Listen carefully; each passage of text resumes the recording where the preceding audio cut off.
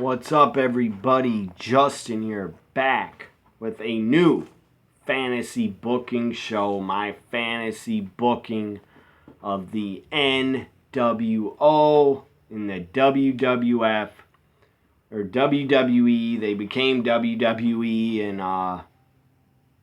after Backlash 2002, probably in May, they became WWE. But whatever, they were still the WWF. When the NWO came in, they were still called the WWF. So this is my fantasy booking of the NWO in the WWF. I've had this show planned for a couple months. I was going to do it in July, and I kind of forgot. So I'm going to start it now. This is part 1. There will be like 5 or 6 parts because I have fantasy booked a lot of pages of NWO in WWF in 2002. Because my opinion, it was done good in real life. It was done good in the beginning. But then it just, the wheels fell off. And it did not become good. It was not good anymore. They did not want to kill it, I don't think. Kevin Nash got injured, blew his quad out, injured his quad, tore it, whatever. I think he tore it. That was pretty sad. When he tore it, I felt bad for him and the NWO. Because you had X-Pac, you had Shawn Michaels join NWO and return. Triple H was about to join. And Kevin Nash was there. The Clique was about to all be in the NWO. Then Kevin Nash got injured. And I guess they just gave up. Vince gave up on the NWO concept in the WWF. And they just dropped it. And then they had the Big Show was back, rejoined in the WWF. I don't think they knew what to do with the Big Show anymore in 2002. Booker T at one point joined. That was weird. So anyways, this is my fantasy booking of the NWO in the WWF. The first 2 months, 2-3 months they were together. Hogan, Hall, and Nash until they had to turn Hogan babyface. It was good. It was good stuff. But it could have been so much better.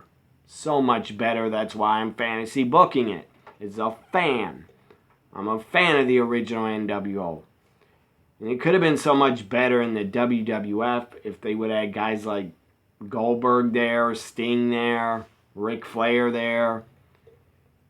Imagine if you could add some top WCW stars invade with the NWO. That would have been a real invasion. So here we go with part 1 of my fantasy booking of the NWO and WWF part 1. This will not be a long part 1.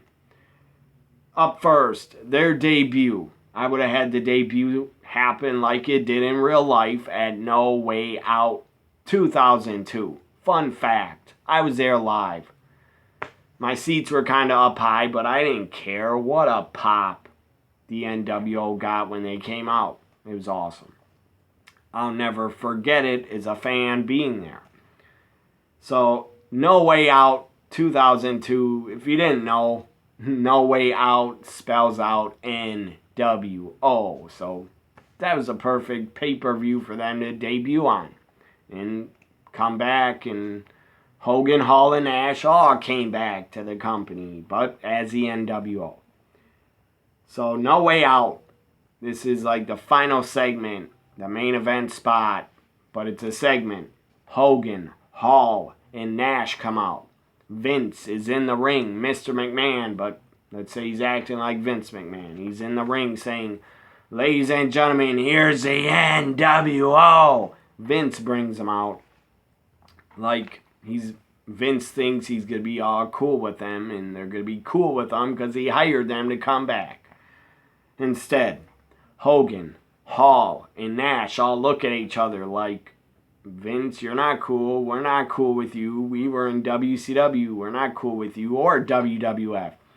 Hogan, Hall, and Nash attack Vince McMahon. Beat the crap out of him. They bust him open. He's bleeding. He's laid out. Hogan drops a leg on him. Nash jackknife power bombs Vince. Scott Hall gives a Razor's Outsider's Edge to Vince. So he's like dead. Vince McMahon, Mr. McMahon, and the WWF look dead. Then after they attack Vince and he's laid out, bloodied in the ring, then someone's music hits.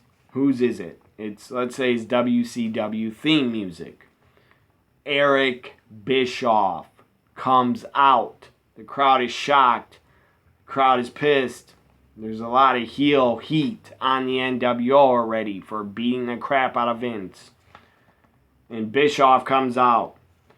Bischoff takes his jacket off. He has an NWO shirt on. They rip off Vince's shirt.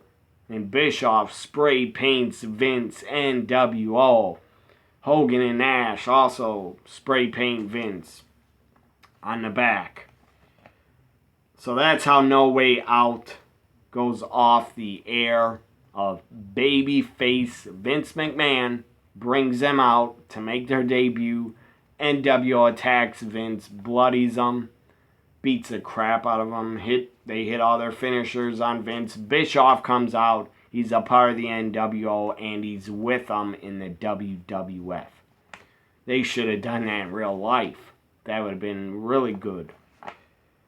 So now let's go to the Raw. The Monday Night Raw after No Way Out. Monday Night Raw after No Way Out. They come on the air and the announcers say, well, tonight, on commentary, they're like, tonight is a very sad night. Our boss, our leader, Vince McMahon, is in the hospital. He's severely injured, laid up in a hospital. And then going to like every commercial, coming back from commercials, you have WWF superstars reacting.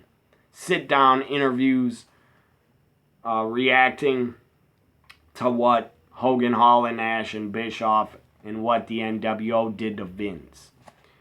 So a lot of WWF stars reacting to what happened to Vince. You have sit-down interviews with Shane McMahon, Stephanie McMahon, Big Show, The Rock, and who else? Triple H also. In a sit-down interview on their reactions to what the NWO did to Vince McMahon. And they're all disgusted. Stephanie and Shane, in their sit-down interviews, they say, my dad, they said, he should have never brought the NWO back. He should have never brought these three guys back. We should have never brought them back. It wasn't worth it. Look what they did to our dad. We should have never brought them back. So then, after that, we have the final segment of Monday Night Raw. The last segment, the NWO comes out with their music and Bischoff. In the final segment, anybody, Hogan or Nash or Bischoff, gets on the mic and they say, we have a new bodyguard. We have ourselves a new bodyguard. We have a new bodyguard because we know we have a ton of heat on us from the whole WWF roster wants to kill us. Well, we got ourselves a new bodyguard. He comes out, he makes his WWF debut. Brock Lesnar is the new bodyguard for the NWO. Brock Lesnar makes his debut.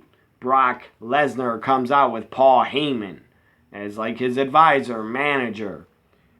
Paul Heyman basically is with Brock in the NWO, and Paul Heyman is playing like the Ted DiBiase role that he played in the NWO. So I guess you could say Virgil's like the Brock Lesnar. But Virgil was a disgrace and should have never been in the NWO. I had no problem with Ted DiBiase in it, but Virgil, no.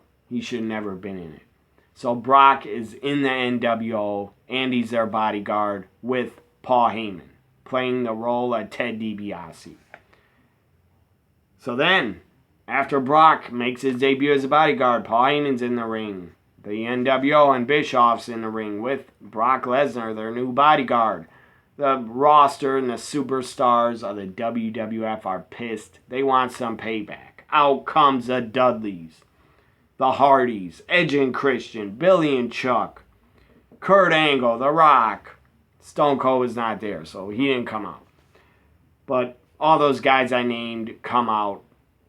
Jericho, he comes out. Let's say he's a babyface. Kane comes out. All those guys come out. Try to fight off the NWO and Brock. They all get taken out and destroyed as Monday Night Raw ends the show. Now let's go to... Well, there is no more. That's the end of part 1. So I booked No Way Out 2002, the NWO's debut, and I also booked the Raw after No Way Out 2002. This was part 1 of my fantasy booking of the NWO in the WWF. Hope you enjoyed it. I don't know when I'll do a part 2, but it'll be sometime in the next couple days. I don't know, 2-3 days.